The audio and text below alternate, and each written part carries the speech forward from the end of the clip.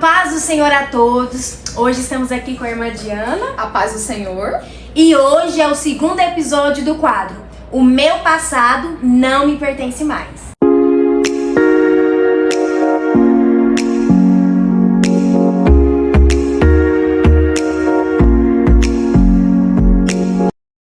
Muito obrigada por ter aceitado o nosso convite. É uma honra ter a senhora aqui. Amém. Irmã Diana, conte um pouquinho do seu testemunho. Eu nasci no estado de Tocantins e lá minha mãe trabalhava numa casa onde ela conheceu um homem que acabou estrupando ela. Aí ela teve que, como naquele tempo era muito difícil, os avós, o pai dela, a mãe, aceitar uma mulher grávida, uma vítima de estupro. Aí minha mãe tentou me abortar por várias vezes. Minha mãe pulava no pé de manga no chão para tentar me abortar. Minha mãe tomava buchinha. Minha mãe fez de tudo para tentar me abortar. E minha avó também falava que era para mim abortar porque ela não ia aceitar uma mãe solteira dentro de casa.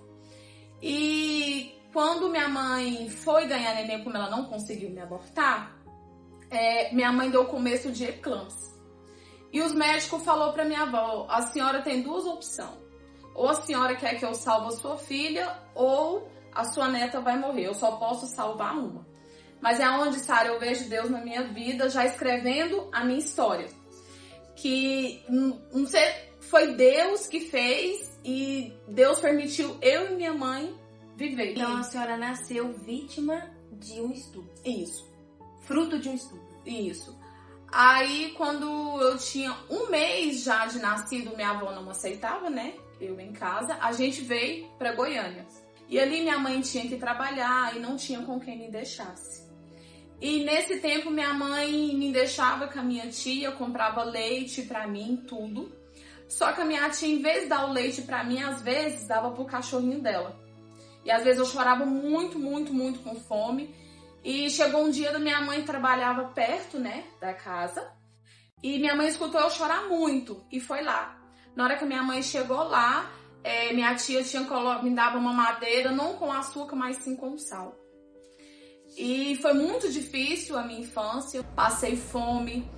Eu comecei a trabalhar muito cedo na feira hippie, vendendo bolsas para me sustentar, comprar as minhas roupas. Isso com quantos anos? Eu tinha 10 a 12 anos de idade. Era, vamos supor, criança. Isso, eu tinha 10 a 12 anos de idade. O que mais me doía era porque uma vez minha mãe conheceu um homem e minha mãe envolveu com ele por muito tempo. E como a gente morava numa sala de comércio, a gente dormia no chão, aí ficava eu, minha mãe e esse Antônio e minha irmã.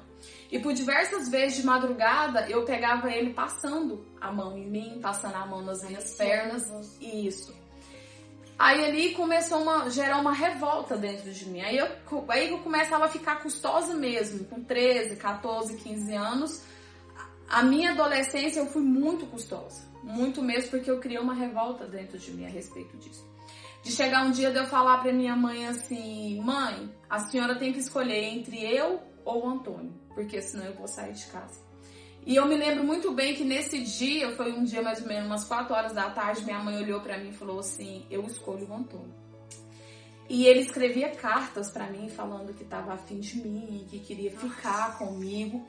E sua mãe não sabia? Sabia, só que ela não acreditava em mim. Meu Deus, você chegou a contar? Contei tudo. Eu contei. Chegou mais ou menos nos meus 16, 17 anos que eu tava entrando na juventude. E comecei a conhecer as festas. Saía pras festas, todos os dias eu saía pra festa de segunda a segunda. Pra mim não tinha tempo ruim. Era segunda a segunda eu saía. Só pra você ter noção, eu trabalhava em frentista, em posto de gasolina. Eu entrava às 5 horas da manhã, saía 2, eu já saía da festa com o meu uniforme e colocava na bolsa. Virada, à noite. Mas eu sempre senti, por mais que eu ia pras festas, tudo, bebia, às vezes usava droga, fumava pra fazer graça pras pessoas, mas mesmo assim, quando eu chegava, eu sentia um vazio aqui dentro de mim.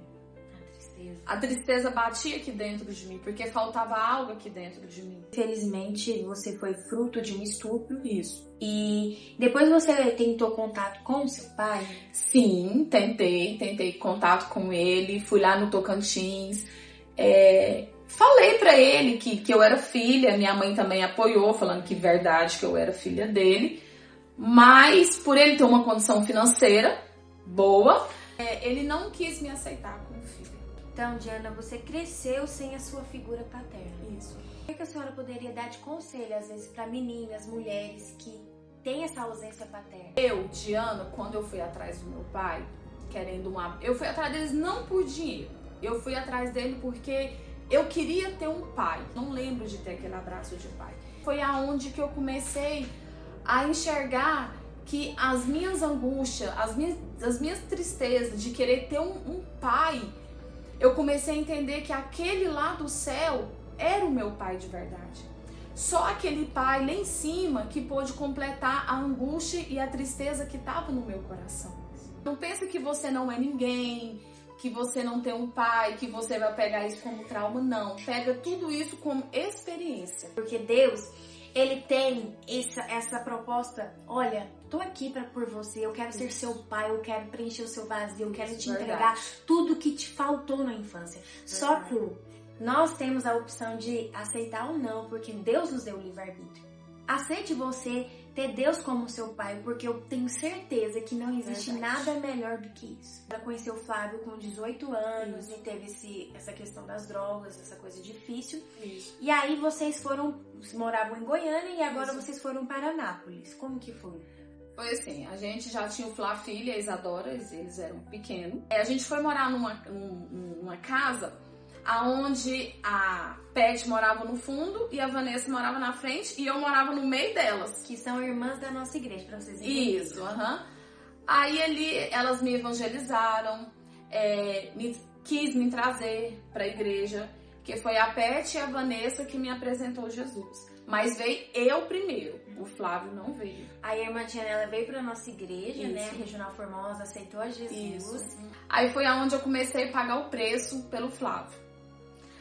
Pagando preço, orando, jejuando, buscando, ouvindo a palavra, perseverando. E eu paguei o preço pelo Flávio 6 anos. O que eu quero deixar para vocês? O não desistir. Foi 6 anos dolorido? Foi. Eu vou dar breve aqui desses 6 anos o que aconteceu comigo. Que hoje eu pego também como experiência pra mim, não com dor. Uma das experiências que me marcou muito foi uma vez que ele prometeu pra mim que ia vir, né, no culto. Foi um culto no véspera de Natal, que ele me prometeu que ia vir, aí ele falou pra mim assim, não, Diana, você vai, mas que eu vou arrumar a ceia do Natal aqui em casa pra quando você chegar, a gente poder cear, a gente poder comer. A senhora tinha pedido pra ele não beber, pelo menos nesse dia. Isso, aí eu falei pra ele, Flávio, pelo menos nesse dia não bebe, não usa droga. Mas infelizmente, quando eu cheguei lá em casa, o Flávio tava bebendo e usando droga. Isso assim, me doeu muito, muito mesmo. Mas eu continuei perseverando, eu continuei lutando e continuei acreditando que aquele Deus que me fez a promessa que ia fazer dele um grande obreiro da casa do Senhor, ia fazer dele um grande pastor, um ganhador de almas, eu continuei acreditando. A senhora até me falou assim que tinha dias que a senhora tinha uma fé de um grãozinho de arroz. Isso. Mas a senhora pegava essa pequena fé e mesmo assim não desistia, era combustível para a senhora continuar. Isso, era o meu combustível de querer continuar. Tinha dias assim que era muito difícil, muito. Tinha dias assim que eu vim para a igreja só chorando, mas aqui dentro de mim tinha um grãozinho que falava, continua, persevera, vai dar certo.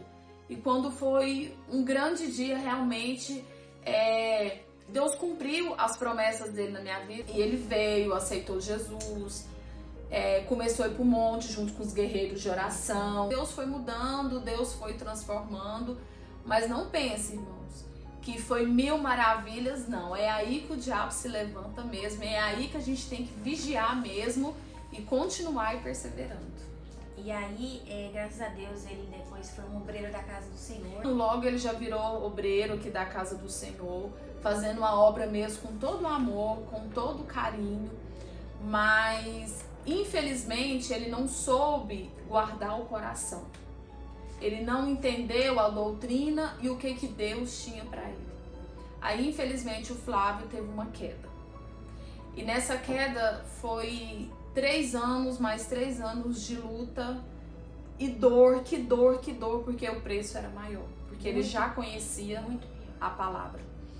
E nesse tempo eu continuei perseverando e continuei. Eu falei, Jesus, o Senhor é o mesmo que me deu a promessa lá atrás. O Senhor vai ser o mesmo que vai cumprir de novo e vai fazer melhor na vida do Flávio.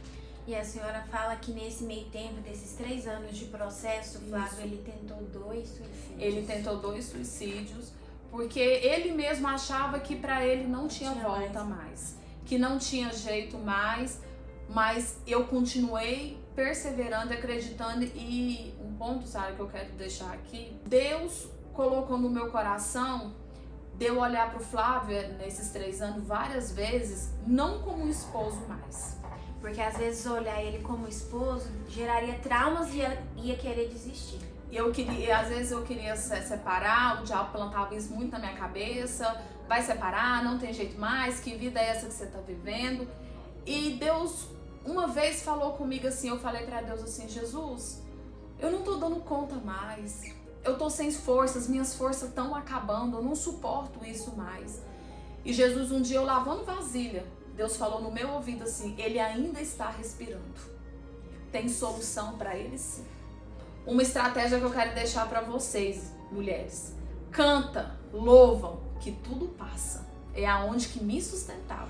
A senhora cantava aquele hino, vai passar. Vai passar. E ele falava para mim assim, vai passar como, Diana? Olha a situação que eu tô. Mas eu continuei acreditando e perseverando. Quando foi um dia, eu falei para Deus assim, Jesus, hoje eu vou orar pelo Flávio, não como esposo. Hoje eu vou orar pelo Flávio como uma alma que precisa do Senhor. Uma mulher, quando ela está de joelhos e levantada, não há diabo que pare e lance uma sentença. Muitas vezes o diabo ele quer parar a mulher, porque parando a mulher, que é a intercessora do lar, ele acaba com tudo.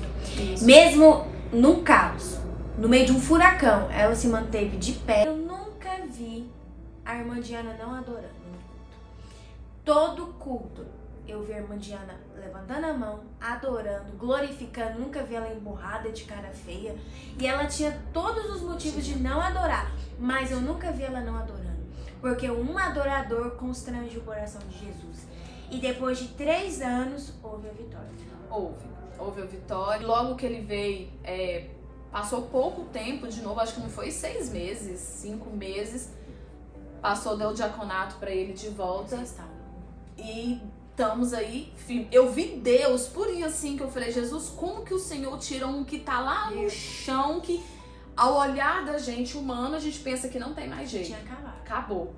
Mas Deus levantou ele de volta e estamos aí mais firme do que era antes. Então, você mulher que perdeu a esperança do seu esposo, que o seu esposo que ou afastou, que nunca aceitou a Jesus, que não tem esperança, que você vê que ele não tem jeito, que ele é uma obra que nunca vai acontecer, não fale que existe impossível, porque existe um Deus dos impossíveis. Estamos aqui com um caso real de uma mulher que não desistiu, permaneceu em oração e Deus moveu os céus e transformou uma vida. Hoje, Flávio e Diana ajudam na liderança dos jovens. Flávio e Diana são líderes do Bom Samaritano, que é um departamento de missões urbanas. Ou seja, o inimigo, ele tenta envergonhar, ele tenta destruir o lar, tenta destruir a família, mas a diferença, Deus precisa de um de pé e um ajoelhado orando. Deus tendo isso, ele move e faz o impossível acontecer. A Diana do passado era a Diana que não gostava de abraçar. Isso. Era a Diana que não confiava nas pessoas por conta de todos os traumas que ela passou. Isso. Mas como é a Diana hoje? Hoje, a Diana de hoje, ou aquela Diana que nessa área entrava na igreja, não gostava de cumprimentar ninguém, não gostava de abraçar ninguém, eu achava que todo mundo pra mim não gostava de mim. A Diana hoje é totalmente diferente. A Diana hoje é uma pessoa que ama as almas. Eu até falei pra Deus, eu falo, Jesus, eu não vivo mais, eu não tenho mais as minhas vontades. Eu quero as vontades do Senhor pra minha vida. Hoje a Diana que cumprimenta as pessoas na igreja. Só pra vocês terem noção, eu tô num departamento, né, que é onde precisa abraçar. É a recepção do culto de mulheres. Isso, e eu quero deixar um recado pra vocês, mulheres. Dia 26 de maio teremos um culto aqui chamado Renovo. Venha você, vai começar às 17 horas, você vai sair daqui renovada, transformada, você vai ver o que Deus fez na minha vida, vai fazer na sua também. E para mostrar que o nosso Deus é o Deus dos impossíveis, uma mulher que nasceu fruto de um estupro, hoje é uma mãe de 4 filhos, uma mãe presente, tem um lar restaurado, cantinho dos céus, de uma mulher que teve uma mãe ausente, um pai ausente, teve uma infância, uma adolescência de drogas, de bebidas. Hoje é uma mulher que está liderando os jovens e aconselha aos jovens de que essa vida não é uma vida boa, porque Deus pega qualquer passado e quando entregamos o controle de nossas vidas, Ele faz tornar um presente de bênçãos e de nova história. Não perca a esperança, não perca a fé. Onde tudo que você vê é que não tem mais jeito pra você, não tem mais jeito pra sua história, não tem mais jeito pra sua família, não aceite essa mentira de Satanás. Porque ele quer que a sua família continue destruída, mas Deus, Ele tem nova chance, nova história. Permaneça. Há esperança pro seu lar, há esperança pra sua família. E Deus, o nosso Deus, fará impossíveis na sua casa. Irmã Diana, a senhora poderia deixar um conselho final para todos nós? Qual seria? Perseverança. Persevera, continua, que tudo vai dar certo. Glória a Jesus. Muito obrigada por nos ouvirem. Por favor, curte esse vídeo, compartilhe para que esse testemunho chegue em mais vidas. Que Deus abençoe. Até a próxima. Amém.